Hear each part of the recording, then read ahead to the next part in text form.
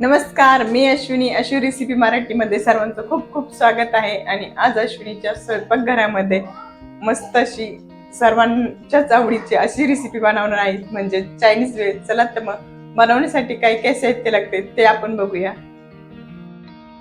Chinese वेळ बनवण्यासाठी इथे मी घेतलेले नूडल्स छान असे कट करून घेणार आहे मी आणि वाफवून घेणार आहे.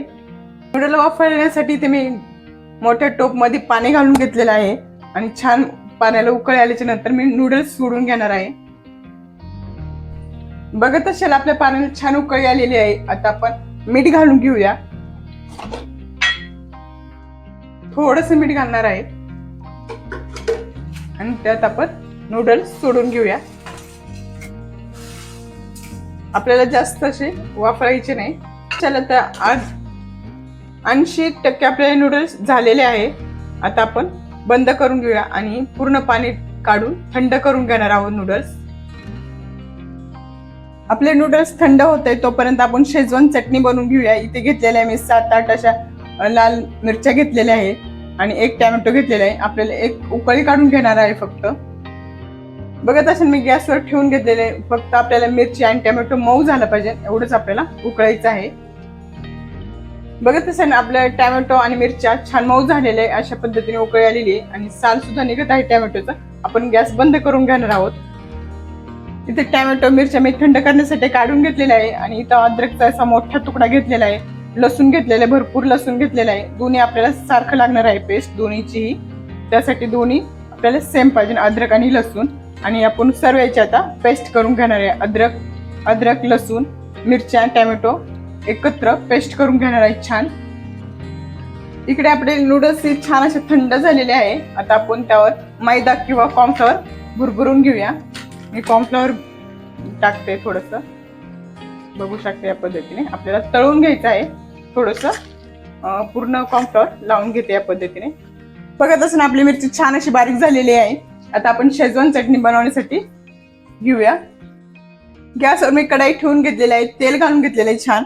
आणि आता आपण जी आपण चटणी बनवून घेतली होती मिरची ती वाटून घेतली होती ते घालून घेते आणि छान तेल सुटेपर्यंत आपल्याला परतून घ्यायचे आहे. बघत असेल आपण टोमॅटो आणि मिरची घातल्यामुळे काय होतं, एक तर आपल्याला चिल्ली सॉस घालायची गरज लागत नाही आणि टोमॅटो केचप सुद्धा घालायची गरज लागत नाही. छान टेस्ट येते. सर्व आपण घरच्या घरीच बनवणार आहोत. चायनीजचा कुठलाही पदार्थ आपण वापरणार नाहीये. चटणी होत आहे तोपर्यंत दुसऱ्या गॅस आपण नूडल्स तळून घेऊया. इकडे तेल तापायला ठेवलेलं आहे. आता नूडल्स सोडून घेते मी. तेल छान गरम झालेलं आहे. या पद्धतीने नूडल्स तळून घेऊया आपण.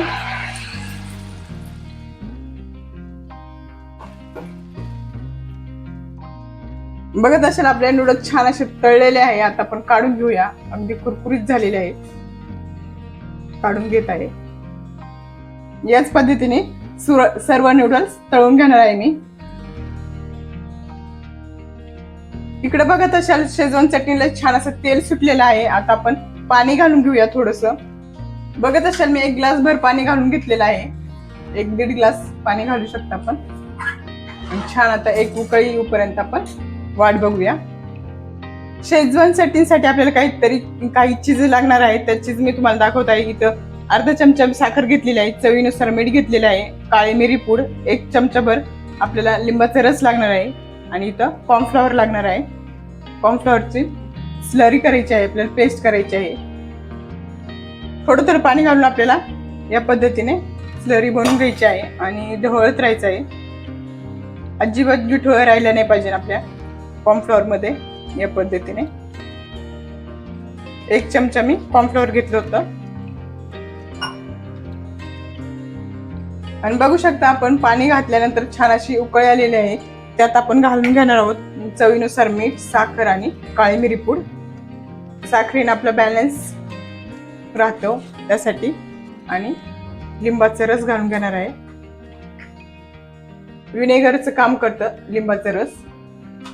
आणि जी स्लरी बनवून ठेवली होती आपण ती घालून घेते या पद्धतीने.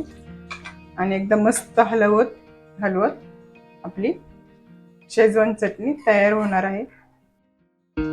बघत असेल छान अशी उकळी आलेली आहे आणि आपली शेजवान चटणी तयार आहे. आता जरी पातळ वाटत असेल तरी थंड झाल्याच्या नंतर घट्ट होते. आणि आता आपण गॅस बंद करून घेऊया, थंड होण्यासाठी ठेवूया. बघत असाल शेजवान चटणी, नूडल्स आणि कोबी सर्व तयार आहे. चला तर आपण सर्व करूया. छान नूडल्स घेतले आणि कोबी छान अशी बारीक कट केलेली आहे. नूडल आणि त्याच्यावर शेजवान चटणी छान आणखी मस्त.